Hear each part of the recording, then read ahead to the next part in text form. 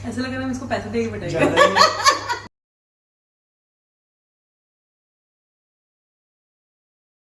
नमस्कार दोस्तों, तो बैठे हैं हम अपने अगले स्टूडेंट के साथ जिन्होंने इंटरव्यू आज फेस किया था। इनका इंटरव्यू आज था, तो हमारे सामने बैठे हैं सुरुचि झा।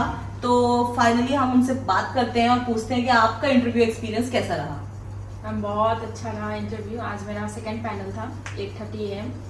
पैनल मेंबर बहुत एकदम फ्रेंडली थे। ऐसा लगा नहीं कि मैं फर्स्ट टाइम इंटरव्यू देने जा रही हूँ। मुझे ऐसा लगा कि मैं तो मॉक प्रैक्टिस कर रही हूँ, जैसे ने आपने प्रैक्टिस करवाया था। सबसे पहले तो मैम थैंक यू आपको, थैंक यू सो मच। आपने 3 सेशन लिए, उसके लिए आपने अपने बिजी शेड्यूल में टाइम निकाला मेरे लिए। थैंक यू सो मच, क्योंकि मुझे एकदम भी आइडिया नहीं था कि कैसे मॉक सेशन अटेंड करते हैं, कैसे बोलना होता है, कैसे क्वेश्चंस के आंसर्स फ्रेम करने होते हैं। तो आज जब मैं गई वहां पे तो मैं एकदम कॉन्फिडेंट थी। मुझे ऐसा लग ही नहीं रहा था कि मैं इंटरव्यू देने आई हूँ, मुझे मॉक सेशन करने आई हूँ मैं मैम के साथ। और जैसे आपने 5 पैनल मेंबर बैठा के, वैसे कि सभी के साथ आई कांटेक्ट, सभी को देखना है, आंसर फ्रेम करना है, स्माइल करना है, मोस्ट इम्पोर्टेंट। तो वो मेरे माइंड में था। तो मैंने जैसे ही एंटर किया और सभी पैनल मेंबर को ग्रीट करके जैसे मैं बैठी, सभी से स्माइल करते हुए सभी क्वेश्चंस के answer the. Eye contact most important, मुझे क्लिक हुआ था कि हाँ ऐसा लग रहा है इसको पैसे देके बैठाएगा।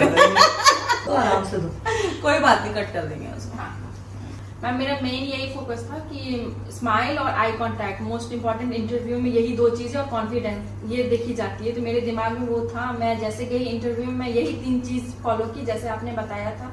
और मेरे मॉक बहुत अच्छा, बहुत फ्रेंडली पैनल मेंबर थे, तो मेरे मॉक इंटरव्यू बहुत ज्यादा ही अच्छा गया।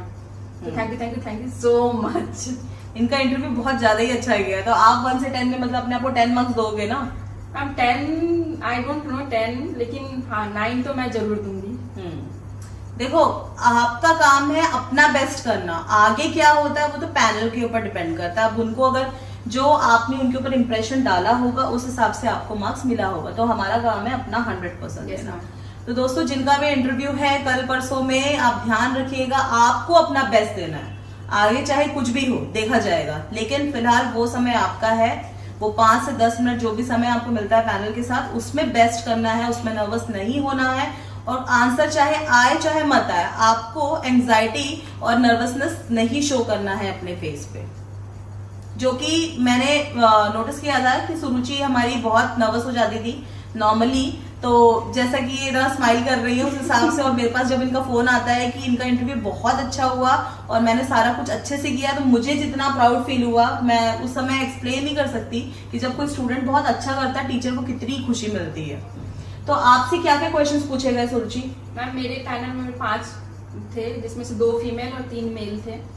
मेरे से एकदम बेसिक क्वेश्चंस बैंकिंग के बारे में, स्ट्रेंथ, वीकनेस और आरआरबी के बारे में, जो भी शेयर्स, स्पॉन्सर बैंक कौन है, कॉमर्स, मेरा बैकग्राउंड कॉमर्स है तो कॉमर्स से एक ही क्वेश्चंस मेरे से पूछे। बाकी और जस्ट नॉर्मल, ऐसा लग ही नहीं रहा था कि मैं इंटरव्यू देने आऊँ। दे आर वेरी फ्रेंडली, बहुत अच्छे से बातें कर रहे थे। और हार्डली 5 से 10 मिनट इंटरव्यू चला होगा, दैट्स इट।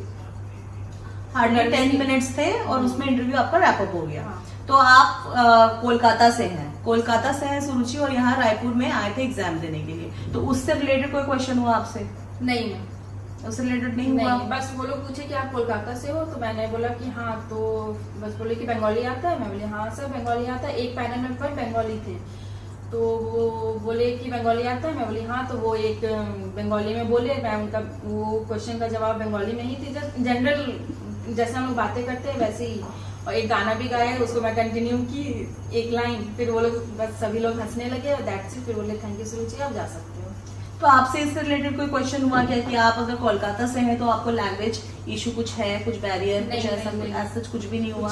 क्या उन्होंने इस टाइप का कोई क्वेश्चन थ्रो किया इनडायरेक्ट वे में, जिससे वो समझ पाए कि आपको छत्तीसगढ़ी समझ में आती है? मैम जैसे लास्ट में एक सर थे जो एक छत्तीसगढ़ी भाषा में ही बोले कि छत्तीसगढ़ी लैंग्वेज सीख लेना, ऐसे करके। तो मैं बोली, मैं फिर हिंदी में ही उनको रिप्लाई दी कि सब मुझे समझ में तो आता है, बोलने में भी थोड़ा बहुत ऐसी दिक्कत होती है, लेकिन मैं समझ लेती थी। इससे वो इनडायरेक्टली वे में वो मेरा लैंग्वेज टेस्ट ही कर रहे थे, और ज्यादा और कुछ वो पूछे नहीं। ओके।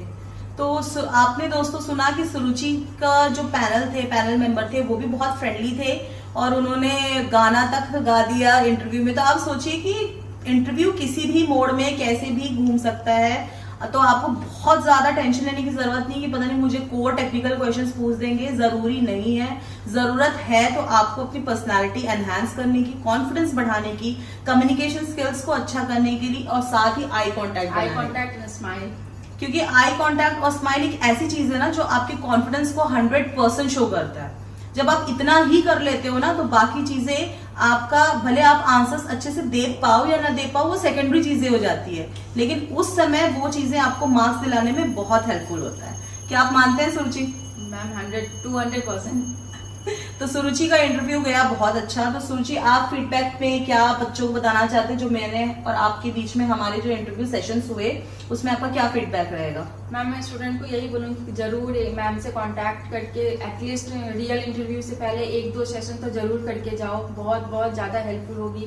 और ऐसा लगेगा नहीं कि मैं मतलब रियल इंटरव्यू में आई हूँ, ऐसा लगेगा मैं मॉक सेशन ही कर रही हूँ। सुरुचि, आप फीमेल के ड्रेस कोड के बारे में क्या कहेंगे? मैम ड्रेस जितना सिंपल रखो आरआरबी के अकॉर्डिंग उतना अच्छा है।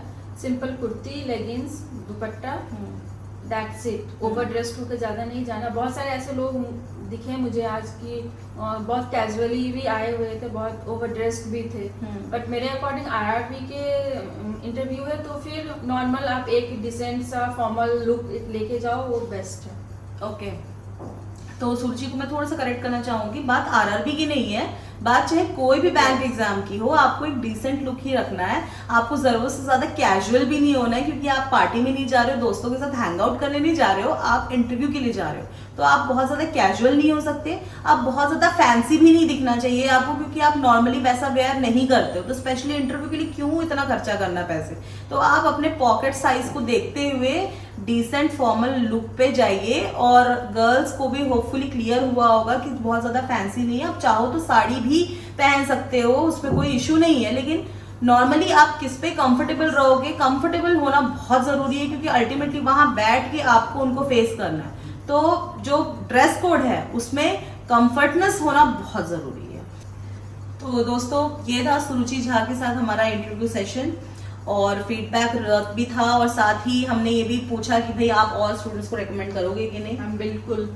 तो दोस्तों, मिलते हैं हम लोग नेक्स्ट वीडियो में। साथ ही आप सभी को ऑल द बेस्ट, और आपसे मैं फिर यही कहूंगी कि आप अपना बेस्ट दीजिए और किसी चीज के बारे में टेंशन लेने की, सोचने की जरूरत नहीं है।